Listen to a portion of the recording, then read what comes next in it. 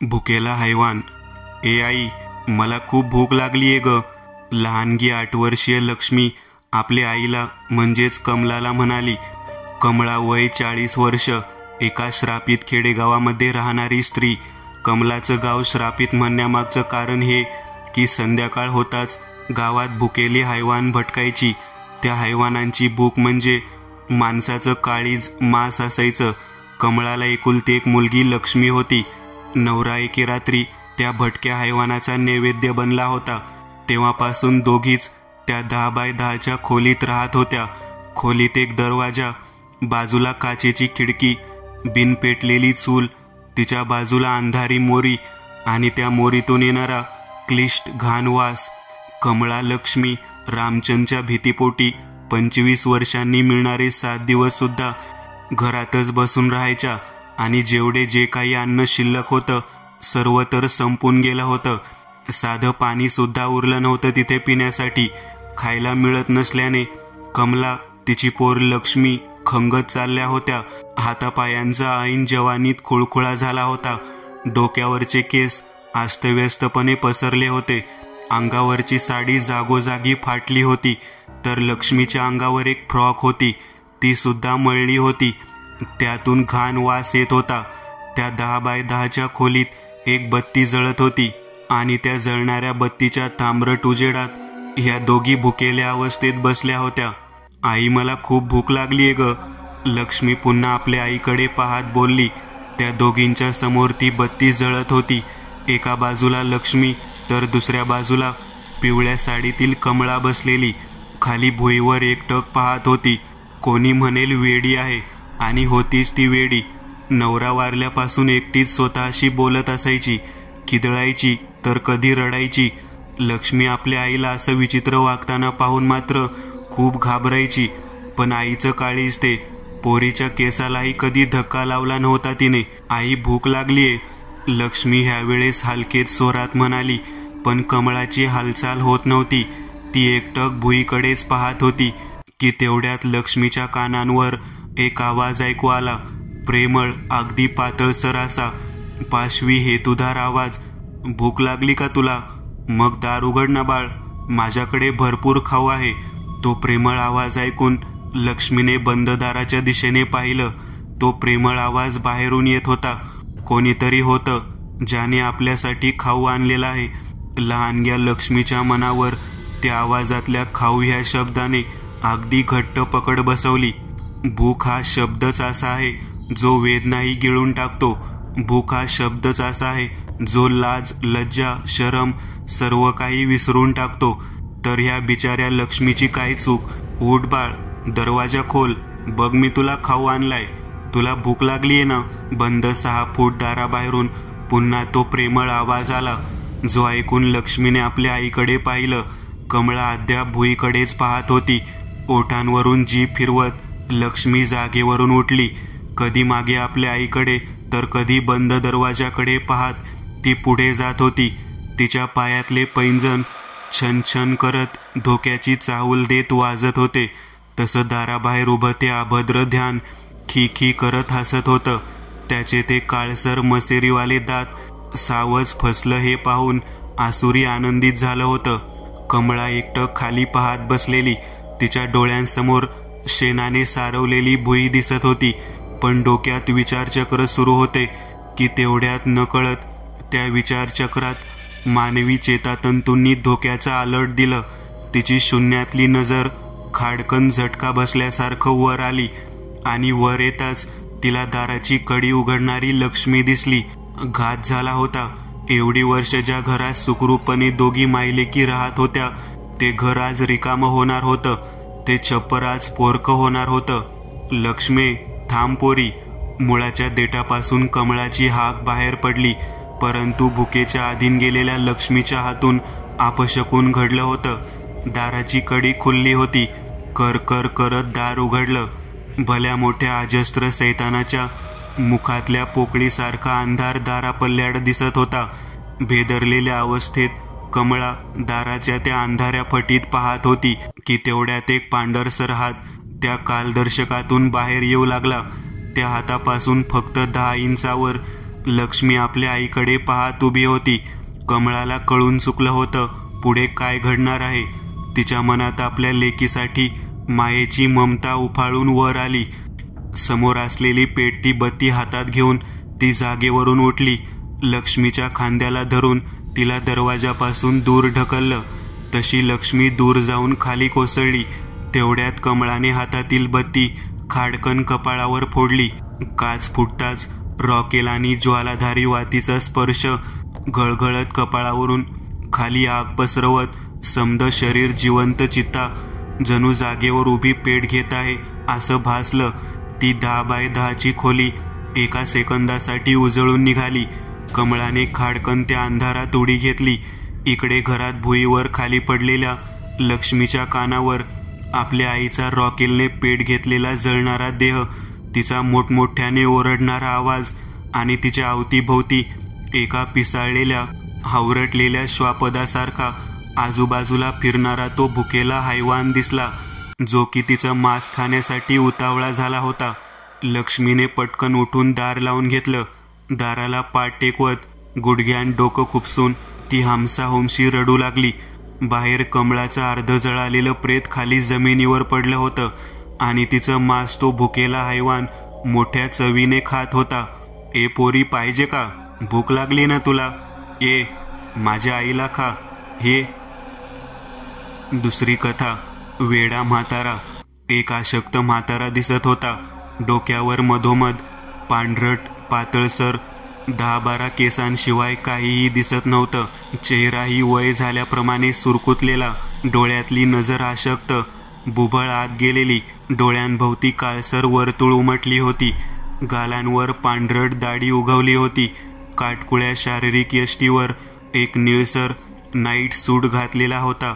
त्यावर खाली एक सफेद पॅन्ट होती.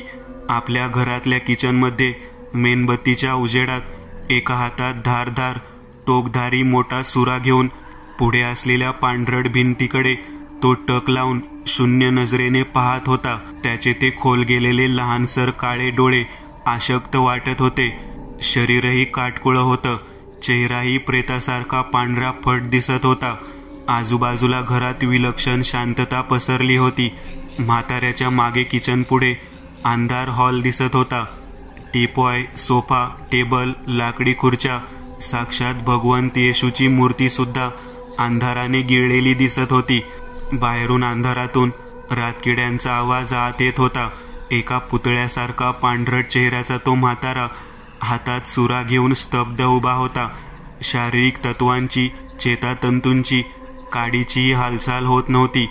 जणू ते मानवी हालचाल काय असतं हे त्या म्हाताऱ्याला ठाऊक नव्हतं, की तो कोणी सायको, वेडा असावा असंच म्हणूयात आपण. त्या म्हाताऱ्याच्या पांढरट चेहऱ्यासमोर कॅमेरा स्थिरावला आहे. तो म्हातारा अद्याप शून्य नजरेने डोळ्यांभोवती उगवलेल्या काळ्या वर्तुळांसहित पुढेच पाहत आहे. त्या म्हाताऱ्याच्या चेहऱ्यावर कॅमेरा थोडा हलकेच झूम होत पुढे जात आहे. घरातील विलक्षण शांतता आणि बाजूला जळत असलेल्या मेणबत्तीच्या उजेडात त्या म्हाताऱ्याची काटकोळी सावली, जी की मागे भिंतीवर उमटलेली दिसत होती, ती सावली मेणबत्तीची ज्योत हालताच मागे भिंतीवर अभद्रपणे वाकडी तिकडी होत नाचत आहे. पुढून भिंतीवरशी हलकेच एक पाल वाकडी तिकडी चालत पुढे आली. येऊन एकटक त्या म्हाताऱ्याच्या स्तब्ध पांढऱ्या फट चेहऱ्याच्या आकृतीकडे पाहत राहिली. पुढून येणारी कॅमेरा अँगल त्या म्हाताऱ्याच्या चेहऱ्यावर झूम होत आहे की अचानक त्या म्हाताऱ्याचे अशक्त कचकड्यासारखे डोळे हलकेच मेणबत्ती समोर आलेल्या त्या पालीवर मंद गतीने वाकडे होत स्थिरावले. तोंडाचा हलकेचा आवाजला. जी हालचाल, ती थोडीशी हालचाल पाहताच ती पाल सावध झाली. मागची शेपूट हलवत, बारीकसे पाय तुरुतुरु चालवत वेगाने ती माघारी फिरली की तेवढ्यात एवढा वेळ शांत उभ्या त्या म्हाताऱ्याच्या हातातला सुरा वेगाने सपकन भिंतीवर आदळला. 2 तुकडे होत ती पाल खाली काचेच्या एका गोल थाळीत कोसळली. तडफड करत त्या शेपटीचा पहिला भाग व त्या पालीचे हातपाय दुसरा भाग थाळीत हालत होते. ज्या तडफडणाऱ्या पालीला पाहून तो म्हातारा कुत्सित हसत होता. त्याचे ते दोन्ही चिनी गोटीसारखे कचकडी डोळे आणि त्यांखाली असलेले काळसर वर्तुळ भयान दिसत होते ते रूप. त्या म्हाताऱ्याने ती काचेची सफेद गोल प्लेट हलकेच उचलली, ज्या त्या मृतपालीचे 2 तुकडे दिसत होते. एका हातात ती डिश, मग दुसऱ्या थरथरत्या हाताने काटेरी चमचा त्याने उचलून त्या डिशमध्ये ठेवला. डिनर रेडी आहे डिअर. ती डिश दोन्ही हातात धरत तो म्हातारा हलके हलके चालत किचनमधून बाहेर आला. मग उजव्या बाजूला वळला. समोर अंधारात एक 6 फूट चॉकलेटी दरवाजा होता. डिश एका हातात धरून त्या म्हाताऱ्याने दुसरा हात वाढवून तो दरवाजा उघडला. दरवाजाच्या बिजागऱ्यांना तेल न मिळाल्याने त्या वाजल्या. तो करकरणारा आवाज पूर्ण हॉलच्या कोनाकोनात घुमला. दरवाजा उघडताच सर्वप्रथम आतली घाणेरडी उग्र मांस कुजलेली आत दाबून राहिलेली हवा बाहेर आली. तो वास इतका अफाट होता की सामान्य सवय नसलेला माणूस ओळखणारच. पण हा म्हातारा हसतच त्या खोलीत शिरला. खोलीत सर्वप्रथम एकूण 30-40 मेणबत्त्यांचा झगमगाटी प्रकाश दिसत होता. त्या प्रकाशात आतलं दृश्य दिसत होतं. 3 फूट टेबल आणि भिंतीवर असलेल्या पंख्यावर लावलेली गळफासाची दोरी. पुढे एक मोठा पलंग दिसत होता.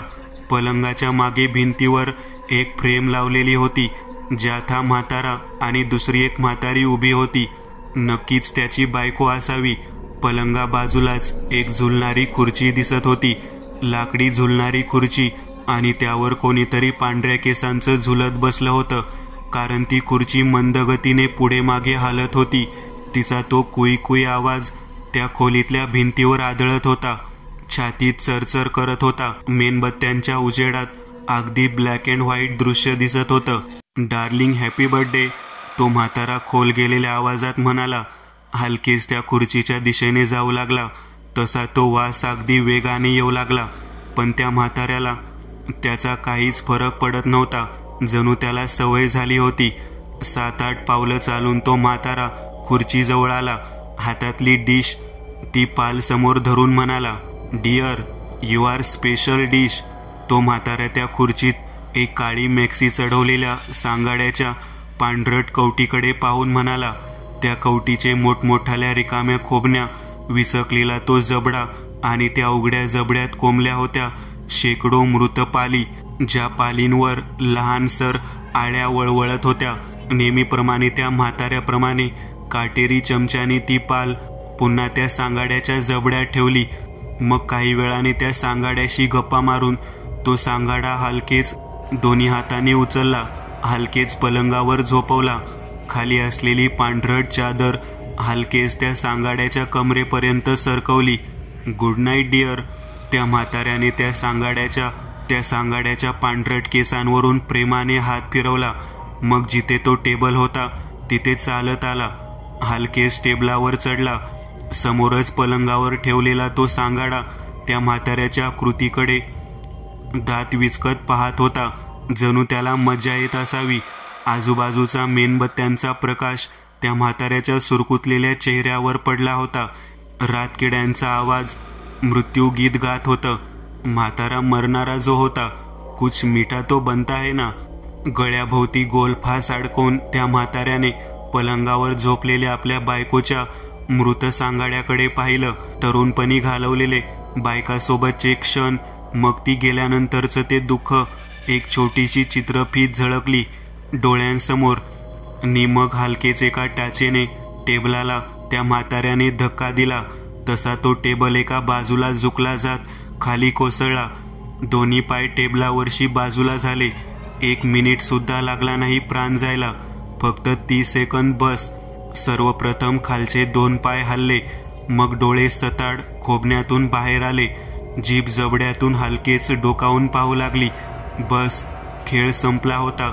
आता त्या घरात त्या म्हाताऱ्याचं प्रेत तसंच झुलत राहणार होतं कायम. दुसरी कथा. पळ, रामचंद्र आलाय. जीवाच्या आकांताने शरीरात जेवढी ताकद अस्तित्वात होती ती पणाला लावून आर्यंश धावत होता.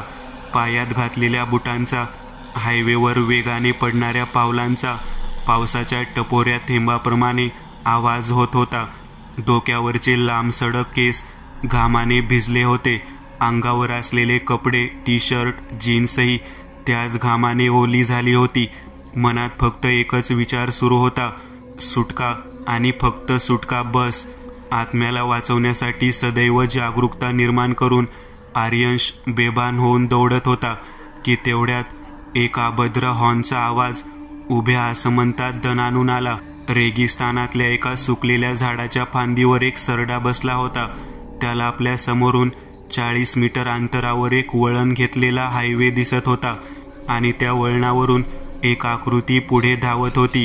तर त्या आकृतीच्या मागून 2 पिवळे हेडलाईट्स पेटलेली ट्रक वळण घेत पुढे येत होती. त्या ट्रकच्या ड्राईव्ह रूममध्ये लाल भडक प्रकाश दिसला जात ड्राईव्ह सीटवर एक धिप्पाड 8 फूट आकृती बसलेली दिसत होती. ती आकृती म्हणजेच रामचंद्र होय. आपल्या ट्रकमध्ये ड्राईव्ह सीटवर बसून रामचंद्र मसेरीवाले काळसर दात बाहेर काढून आपल्या हिरवट जहरी नजरेने आर्यंशच्या पाठमोऱ्या आकृतीकडे पाहून कुत्सित हसत होता. ड्राईव्ह रूममध्ये रामचंद्रच्या डाव्या बाजूला थोडं वर एक लाल भडक दिवा पेटलेला. त्या दिव्यात लालसर रक्त ओतलेलं, ज्याने तो प्रकाश लाल दिसत होता. पळ पळ. रामचंद्र दोन्ही बलाढ्य हातांनी समोरची चॉकलेटी रंगाची गोल स्टिअरिंग फिरवत होता, तर कधी स्टिअरिंग मधोमध प्रेस करून अभद्र हॉर्न वाजवत होता. त्या ट्रकला पाहून आर्यंशच्या घशात श्वास अडकला. पूर्ण देह हादरला. पायातलं त्राण नाहीसं झालं. वेग कमी पडू लागला. कधी मागे तर कधी पुढे तो पाहत होता. त्याची भेदरलेली विस्फारलेली नजर, ते डोळे. रामचंद्र जिभल्या चाटत ओठांवरून जीभ फिरवत पाहत होता. रामचंद्रला आर्यंशचे डोळे खूप आवडलेले दिसत होते आणि लवकरच त्याला ते चवीने चाखायला मिळणार होते. मागे पुढे पाहत पळणारा आर्यंश दोन्ही पाय एकमेकांत गुंतून खाली पडला. भीतीपोटी शरीर हायवेवर धाडदिशी कोसळलं. हातपाय आणि गुडघ्यांसहित कपाळ फुटलं गेलं. आर्यंशच्या मुखातून एक सुस्कार बाहेर पडला. इकडे ट्रक त्याच्यापासून 20 मीटरवर थांबली. तिचा पिवळा धमक हेडलाईटचा प्रकाश आर्यंशच्या जमिनीवर पालथा पडलेल्या आकृतीवर पडला होता. आर्यंशचं सर्व लक्ष पुढे होतं आणि मागून येणारा तो हेडलाईटचा प्रकाश त्याच्या पाटणावरून थेट पुढे जात होता. घाबरागुबरा आर्यंश गुपचूप पुढे पाहत होता.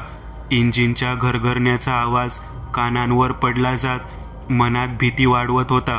कोणत्याही क्षणी जीव जाणार हे विधिलिखित होतं. हायवेवर थांबलेलं ट्रकचं पुढचं एक लाल टायर दिसत होतं की तेवढ्या त्या ट्रक बाजूला हवेतून 2 चकचकीत बूट खाली आले. त्यांचा टप असा मोठा आवाज झाला. तो आवाज ऐकून आर्यंशच्या काळजात धस झालं. मागून पेटत्या हेडलाईटचा प्रकाश आर्यंशला दूर दूरपर्यंत जाताना दिसत होता आणि त्याच प्रकाशात मागून एक काळसर आकृती हातात एक कुदळसारखं काहीतरी घेऊन पुढे पुढे अगदी हळुवारपणे अनैसर्गिक चालीने येताना दिसत होती. त्या आकृतीच्या पायातले बूट टक टक असा अभद्र आवाज निर्माण करत होते. त्या काळ्या आकृतीचा कुदळ असलेला हात आता वर वर जाऊ लागला. आर्यंशने ते पाहिलं. त्याला आपला मृत्यू उभा दिसला. बचावासाठी एक प्रयत्न म्हणून त्याची नजर अवतीभोवती फिरू लागली. थोडक्यात पुढे त्याला हातभराच्या अंतरावर एक गोल जाडजूड दगड दिसला. हेडलाईट्सच्या प्रकाशात दिसणाऱ्या त्या काळ्या आकृतीचा हात आता कुदळीसहित वर आला होता की तेवढ्यात आर्यंशने शरीराची वेगाने चालाखनीय हालचाल केली. समोर असलेला तो गोल दगड उजव्या हाताने गच्च पकडला नि गरकन पाठ वळवली. तसा त्याला त्या हेडलाईट्सच्या प्रकाशामुळे मधोमध उभ्या रामचंद्रच्या फक्त काळ्या आकृतीचं दर्शन घडलं. परंतु ही वेळ काही चेहरा वगैरे पाहण्याची थोडी ना होती. आर्यंशने वळून पाहताच रामचंद्रने वर घेऊन नेलेली कुदळ हातांची अमानवी हालचाल करत तिप्पट वेगाने खाली आणली. इकडे आर्यंशनेही मरणाच्या भीतीने तो हातात असलेला दगड रामचंद्रच्या चेहऱ्याच्या दिशेने भिरकावला. वरून येणारी कुदळ, पुढून येणारा तो काळसर दगड, दोघांचे एकमेकांना स्पर्श झाला. एक मोठा असा गोळी झाडल्यासारखा आवाज होऊन जात जो दगड आर्यंशने रामचंद्रच्या चेहऱ्याच्या दिशेने भिरकावला होता त्याची दिशा बदलली आणि तो दगड थेट तिप्पट वेगाने खालच्या दिशेने जात रामचंद्रला हिट बसला. रामचंद्रच्या मुखातून एक तीव्र वेदनादायी आघोरी आर्तकिंकाळी बाहेर पडली. हातातली कुदळ खाली सोडून देत दोन्ही गुडघ्यांमधोमध हात ठेवून रामचंद खाली बसला. आर्यंशने बाजूला पडलेल्या कुदळकडे पाहिलं. हीच एक संधी होती. हाच एक शेवटचा वार त्याला जणू आयती संधी म्हणून चालून आला होता. घाई करून त्याने जमिनीवर पडलेली कुदळ हाती घेतली. हरामखोर. सिक्स मारण्यासाठी जशी वेगाने बॅट फिरवावी तशी आर्यंशने ती कुदळ वेगाने उजव्या दिशेने घेऊन जात डबल वेगाने डाव्या दिशेला आणत रामचंदच्या एका धिप्पाड चेहऱ्याच्या मोठाल्या गालावर झपदिशी अशी काही बसवली की तिचा उरण कायम जन्मांतर राहणार होता. लो बॉल हिट बसल्याने रामचंदची शक्ती काही काळ का असेना खालावली होती. त्यातच कुदळचा मार बसताच तो जमीनदोस्त झाला. आर्यंशने लागलीच बाजूलाच ती वाकलेली कुदळ फेकली ज्यावर रामचंदचा चेहरा साकार झालेला. आर्यंश रामचंदला मागे सोडत थेट ट्रकजवळ आला. ट्रकच्या पायऱ्या चढून लाल रंगाने माखलेल्या ड्राईव्ह रूमवर एक नजर फिरवली. समोरच मखमली गादीचे 2 ड्राईव्ह सीट, पुढे स्टिअरिंग व्हील, बाजूला कवटी असलेलं गिअर स्टिक होतं. आर्यंशने पटकन घाई करत तो त्या ड्राईव्ह सीटवर बसला. आती घाई संकटात नाही. आपण कोणाच्या गाडीला चालवणार आहोत ह्याचं भान तरी असायला हवं होतं त्याला. जरासा सावधपणा असायला हवा होता, पण नाहीच. जीव वाचवण्याच्या घाईमुळे एक मोठी गडबड त्याच्याकडून होऊन बसलीच. ड्राईव्ह सीटवर बसून आर्यंशने लागलीच स्टिअरिंग खाली असलेली चावी उजव्या बाजूला फिरवली आणि जशी चावी उजव्या बाजूला फिरली त्याच क्षणी स्टिअरिंग मधोमध असलेल्या हॉर्नमधून एक तोफेचा बार उडावा तसा स्फोट झाला. एक क्षण आर्यंशला समजलंही नाही की झालं काय ते. तो गोल भारदस्त लोखंडी चेंडू अगदी वेगाने धूर उडवत बाहेर आला नि त्या लोखंडी चेंडूने कलिंगडासारखं आर्यंशचं धड धाड दिशी फोडलं. मेंदू, नसा, रक्त, डोळे, दाताची बत्तीशी सर्व काही आजूबाजूला उडालं. हायवेच्या काळ्या रस्त्यावर ट्रकचा लाल टायर उभा दिसत होता. आर्यंशच्या बिनधडाच्या देहातून जेवढं रक्त बाहेर पडत होतं ते सर्व विशिष्ट प्रकारे खेचून त्या 4ही टायर्सला अभिषेक घालताना दिसत होतं. पुढच्या डाव्या बाजूच्या चाकासमोर आर्यंशच्या चेंदामेंदा झालेल्या धडामधल्या काही हिरव्या काळ्या नसांनी त्यांना चिकटलेले 2 डोळे पडलेले दिसत होते. एक पांढरट कुचकट दर्प. बाहेर येणारा बलदंड भाऊचा हात हळूच त्या डोळ्यांच्या दिशेने आला. त्या हाताच्या जाडजूड धारधार नखांची चिमटी बनवून त्या हाताने ते डोळे उचलले. मग तो हात मागे मागे जात होता. रामचंदचा खप्पड चेहरा दिसला ज्याची हानवटी थोडीशी पुढे आलेली आणि तो त्या डोळ्यांकडे पाहून भयान कुत्सित हास्य करत होता. हिरवट जहरी नजर अंधारात विषासारखी लकाकत होती. आर्यंशचे 2 बुबळ आणि त्यांना एक नाळ जुडलेली दिसत होती. रामचंदने हलकेच थोडासा जबडा वाचला. त्यातून एक सरड्यासारखी वळवळती 10 सेंटीमीटरची काळपट जीभ बाहेर आली. इकडून रामचंदने डोळे असलेला हात सुद्धा जवळ आणायला सुरुवात केली. हात तोंडाजवळ येताच त्याने बोटांची चिमटी सोडली. बिनआधाराने ते डोळे हलकेच रामचंदच्या वळवळत्या जिभेने हवेतच पकडले. निसबकन ती जीभ आत तोंडात पळाली. तोंड वाकडं तिकडं हलवत रामचंद मोठ्या चवीने ते डोळे खाऊ लागला. किती छान आहेत, चविष्ट.